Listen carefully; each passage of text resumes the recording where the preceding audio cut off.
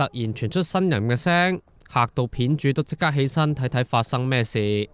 見到個喇叭，喇叭度，唔係你等佢出嚟之後攞去報警。嗰堆啊！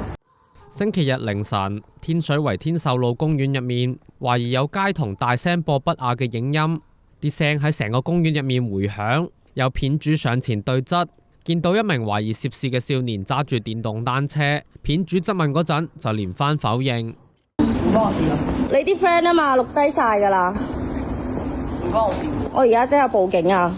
呢一位少年之後車住個女仔就走咗去，網民留言斥責佢哋播放不雅嘅聲浪，滋擾其他人。警方話當日大約凌晨1點接報，話上址有一班年輕人傳出嘈吵聲浪，不過警員到場之後，發現涉事嘅人士已經離開咗。